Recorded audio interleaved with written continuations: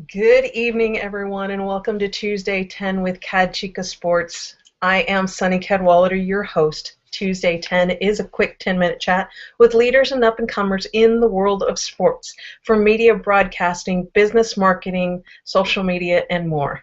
Now, normally at this point of the show, I introduce my guest and I have them say their bio, but this show it might wind up being a total disaster, but it's a little bit of a twist tonight. We're turning the tables, peeling back the curtains, whatever you want. We're turning this into the Google Plus version of a Reddit AMA, but in this case it's Ask Me Almost Anything.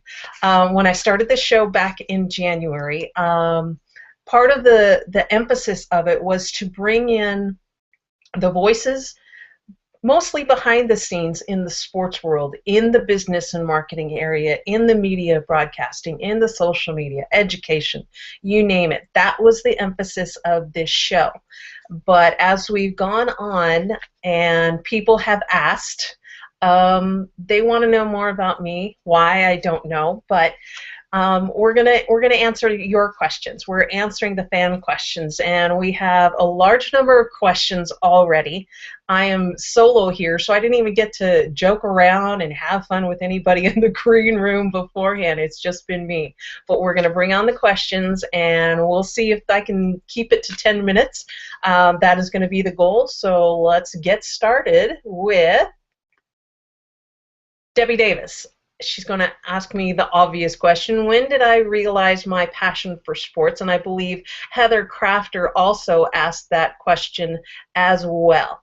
When did I realize my passion for sports? Well, I grew up in a sports family, and this is going to kind of answer Sherrill Duce's question as well. I grew up in a sports family, grew up playing sports. My mother played sports. All of my two sisters and my brother played sports.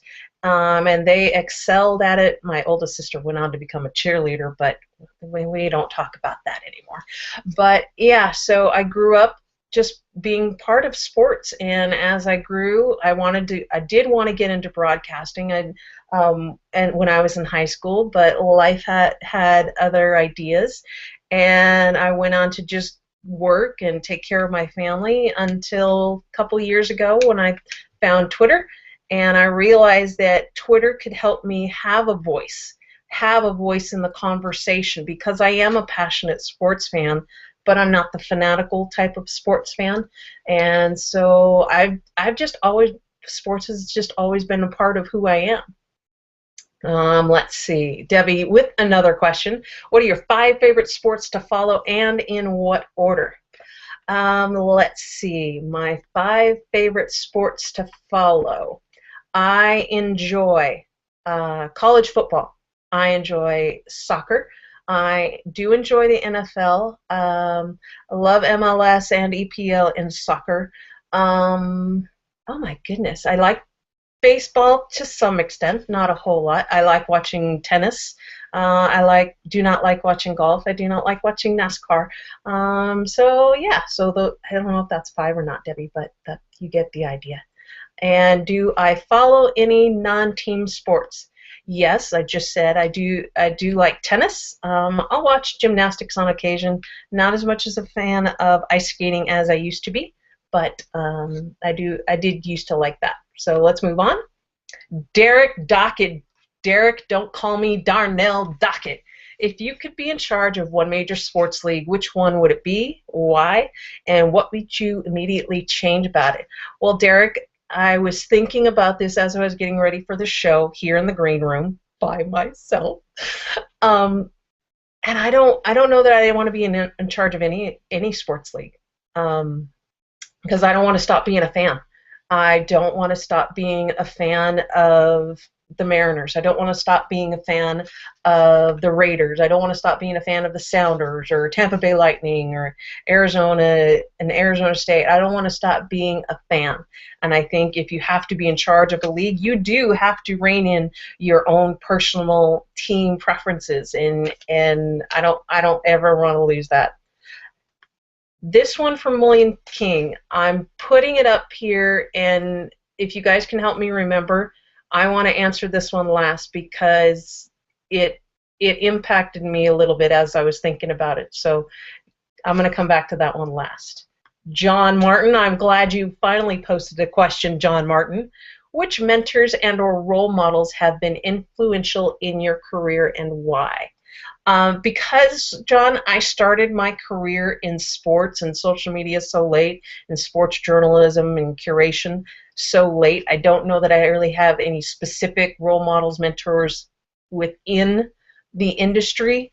As I was thinking, I was raised by a single mom, and so she worked hard to take care of all four of us and provide for us. My dad, he worked hard at Arizona State, so that's where my Arizona State fandom comes in. But so I just have this hard work ethic and a drive and a determination to get things done, to reach this goal that I've had in my heart since I was in high school of working in communications, sports, something to do with sports. I've had this in my heart, and so I'm just keep doing it.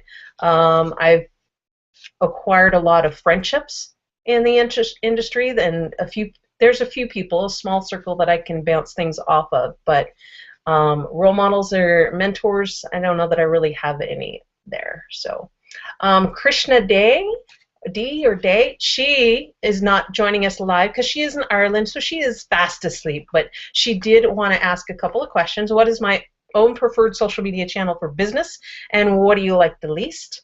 And those who know me know that Twitter is my favorite, but because of these Google Plus Hangouts and the ability to have a show, Google Plus it's like 1 and 1A right now between Twitter and Google Plus for me. My least favorite is Facebook. It's just, as far as from a business perspective, a small business perspective, it just hasn't done enough for me. There are also things with Instagram that I do not like, that I would love to change if I could with Instagram as far as a business goes, because I don't think it's as effective as people think, but because I prefer two-way communication, not one-way. So Twitter and Google Plus are king for me. And she also wanted to ask, what one tool do you find to be essential for managing your own social media channels and why? As far, when you use the word managing, because I was thinking about this, first I was going to say TweetDeck because of the listing capability and just the sheer ease of use.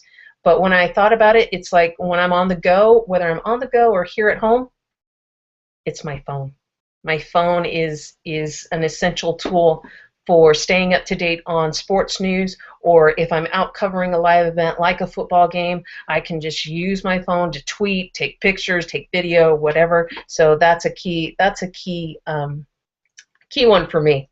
Heather Kraafter from Montana. I did already answer your passion question, but I did like if you were stranded all alone on a desert island, which team would you still be rooting for?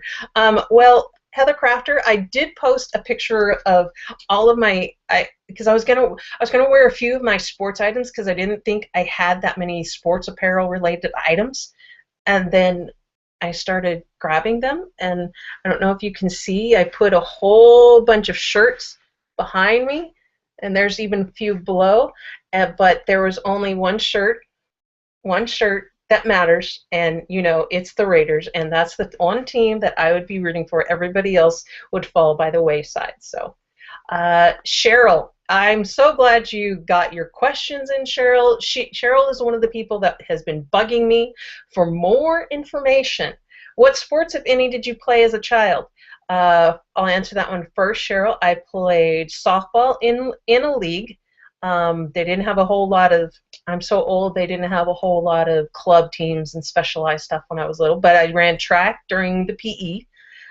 Did you play high school or collegiate sports, and what? In high school, I did play volleyball and softball. I did a little bit of track, did not go on to college. Is football your main love when it comes to sports? If you're talking about an overall sport, yeah, depends on which type of football you're talking about. I'll put it that way. What is my favorite color? My favorite color changes a lot. right now, let's just say, we'll call it black. How's that? What is the happiest moment of my life? And if you could vacation anywhere, uh, where would it be? And have you ever been there? Goodness. And she also asked one more question. What do you want to be remembered for? Well, the happiest moment of my life.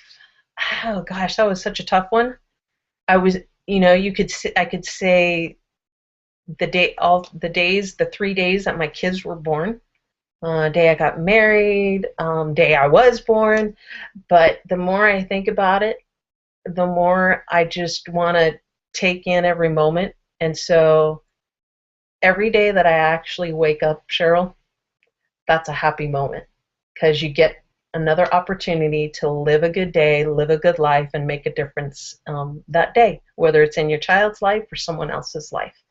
As far as vacationing anywhere, Google Bora Bora, and you'll know why. What do I want to be remembered for? That I made a difference. That I made a difference. Let's see. I know we are just having a good old time here, aren't we? It's hard doing these things by yourself. Let's see. Who's got another question? Hope I didn't miss anybody. Oh, there we go. Bob. Hey, Bob. Bob McKamey. If you were given the opportunity to lead the social media efforts for any individual athlete, college team, and pro team, which ones would you choose and why?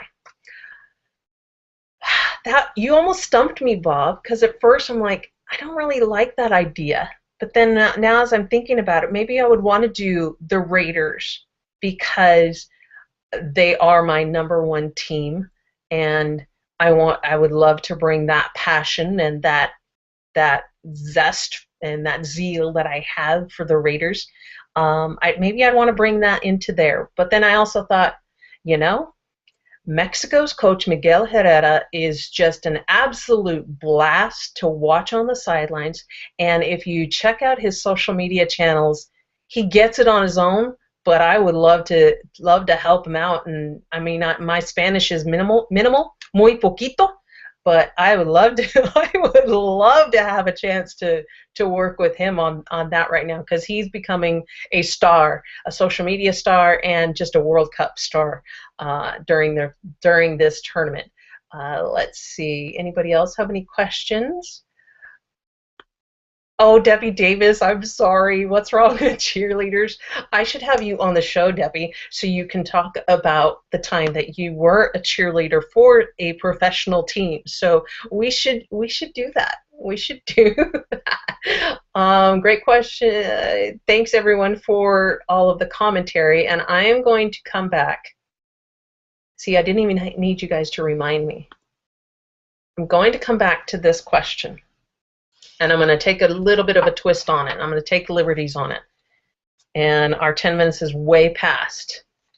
If you could interview any athlete from your favorite sport, either a current player or retired player, who would you choose and what would be the #1 question you would ask them? And William, it was hard for me to pick out one athlete, current or retired. Reason being, I'm not a fan of athletes per se. I am not a fan of necessarily the person because I don't know the person. What I do know is what they do on their respective court, pitch, field. If I had to choose somebody current, it would be probably Lionel Messi. I love the way he plays the game of soccer, football, football, whatever you want to call it. I am a big fan of how he plays the game. And he is an elusive star. He does not do a lot of interviews, but I would like to speak with him and maybe find out a little bit more, dig a little deeper as to what really drives him. I'm fascinated with people and what makes them tick. So that is one thing I would probably want to find out about someone current. But the more I thought about it, William, the more I thought I don't want it to just be current or retired. I would want to interview somebody. If I had to pick alive, dead or alive, I'd want to interview and I think you would appreciate this, William. Roberto Clemente. There, he was a humanitarian. He was a puzzle on during his playing days. He's very emotional Puerto Rican, but he died giving back to his people for the country he loved, and I would want to interview him.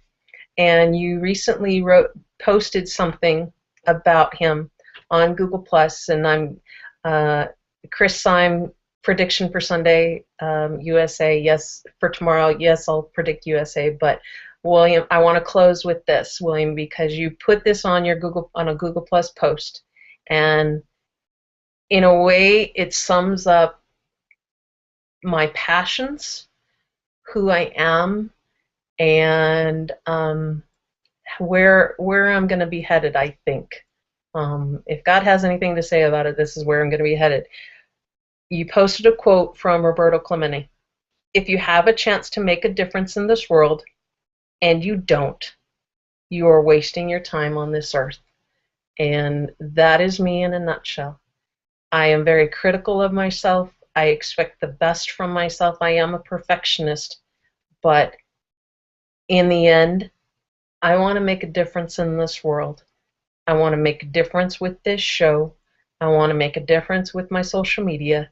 I may not always do it every single day, but that is the bottom line. That is my goal. And thank you, everyone, for your questions. Thank you for tuning in. And be sure to join us next week for the next Tuesday 10 with CadChica Sports.